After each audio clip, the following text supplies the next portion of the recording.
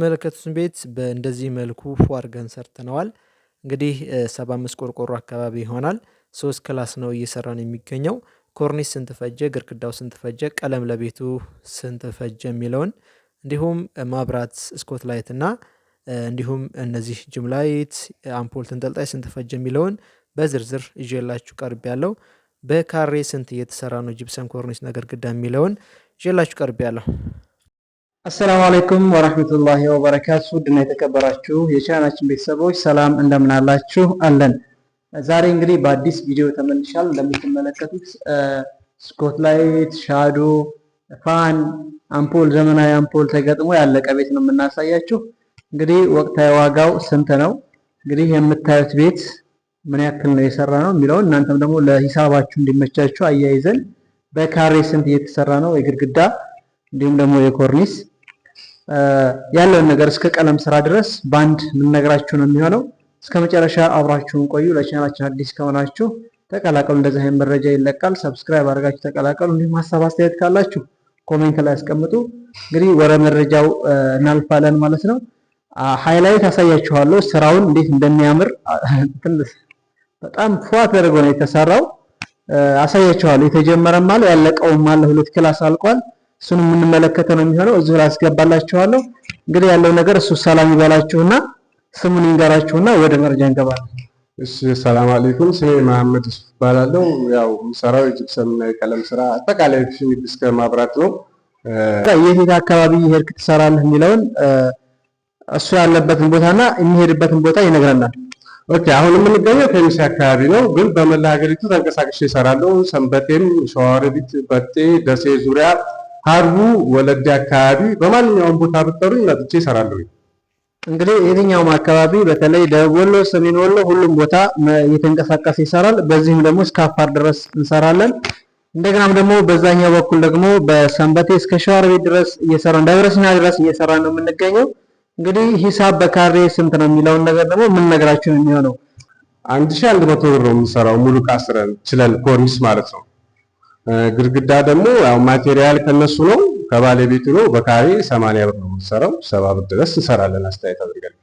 እንግዲህ በአስተያየት ነው እየተነገራችሁ ያላችሁ። 1100 ብር ነው የምንሰራው።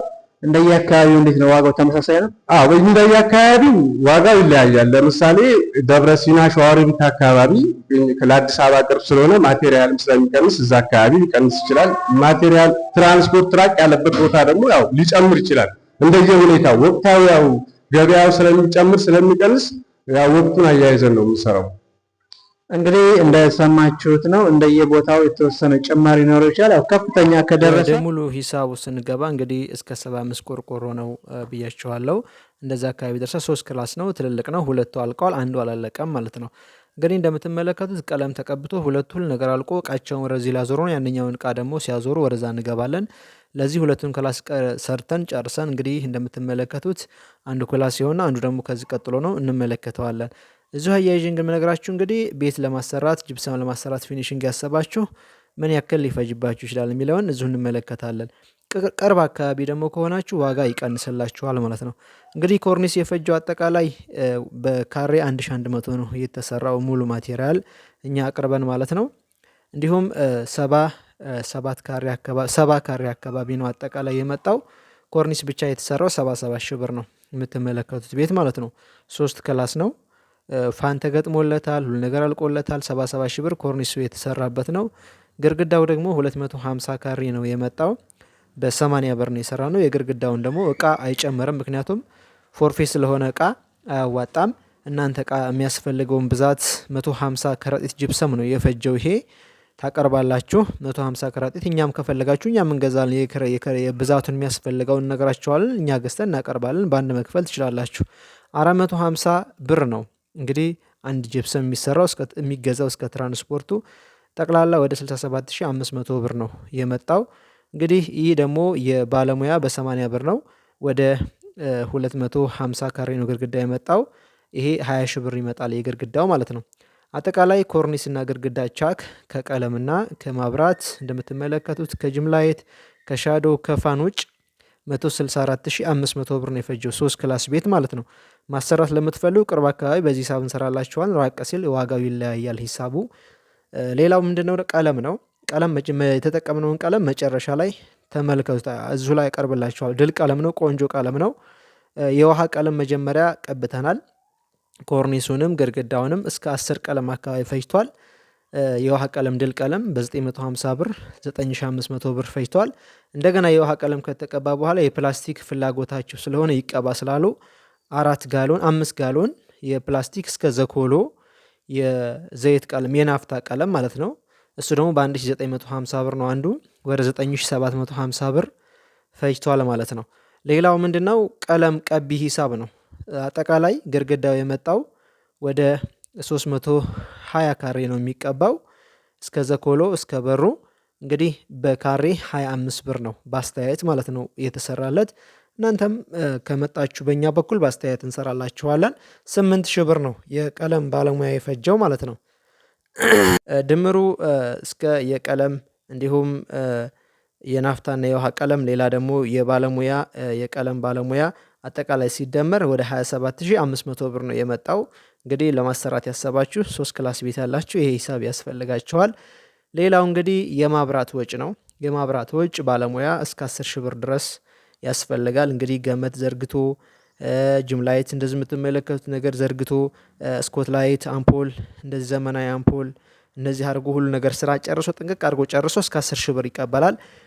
እነዚህ ማቴሪያል ደግሞ ለመግዛት ያያችሁትን ማብሪያ ማጥፊያ አለ፣ ፋን አለ፣ እንዲሁም ደግሞ እንትን አለ፣ ኮንዲት አለ፣ ስካቶል አለ።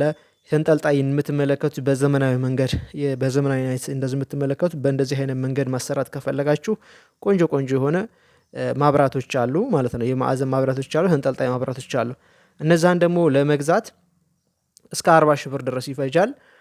በቀላል ልክ እንደምትመለከቱት በቀላል ጅምላይትና የተጠቀሙ ይሄ ጅምላይትና 2 ተንጠልጣይ አምፖልና ፋን የተጠቀመው እስከ 40,000 ብር ይፈጃል። የባለሙያ ጋር 50,000 ብር ነው የሚፈጀው የማብራት ዝርጋታ አጠቃላይ። እንግዲህ 5 ቀን ሊፈጅባችሁ ይችላል። ኤሌክትሪክ ገመድ 2.5 1.5 እንግዲህ የምንሰራበት ማቴሪያል ይሄ ነው። ቦርዱ ማለት ነው። ኮርኒስ የምንሰራበት ቦርዱ በዚህ ነው። እንግዲህ ጠቅላላ ድምሩ ይሄን ቤት ለመስራት ወደ 242,000 ብር ፈጅቷል ማለት ነው። አንዳንድ ትራንስፖርት ያላስገባሁላችኋለ። ከዛ ውጭ 242,000 ብር ፈጅቷል። ይሄ እንግዲህ ቆንጆ የሆነ ምክንያቱም ቀለም ጨምሮ ማብራትም ጨምሮ ሁሉ ነገር ጨምሮ ነው። እንግዲህ የተጠቀምናቸው ቀለሞች እነዚህ ናቸው። ድል ቀለሞች ይባላሉ። የውሃ ቀለም ናቸው እነዚህ። የናፍታ ቀለም አለ የማሳያችሁ ነው የሚሆነው። ቀለም ስታስቀቡ ድል ቀለም አስገቡ። የናፍታ ቀለም ደግሞ ይሄ ቆርቆሮው የናፍታ ቀለም ነው። ከላይ መጨረሻ ላይ የደረብነው የናፍታ ቀለም ነው። መጀመሪያ የውሃ ቀለም ተቀባ፣ መጨረሻ ላይ የናፍታ ቀለም ቀባ ነው። እንግዲህ እዚህ ድረስ ለመጨረስ ወደ 242,000 ብር ድረስ ፈጅቷል ማለት ነው። እንደተመቻች ተስፋ አድርጋለሁ። ማሰራት ለምትፈልጉ የመጀመሪያ ኮሜንት ላይ ስልኬን አስቀምጣለሁ። የትም ቦታ እየሄድን እንሰራለን ማለት ነው። በአዲስ አበባ በተለያዩ ቦታ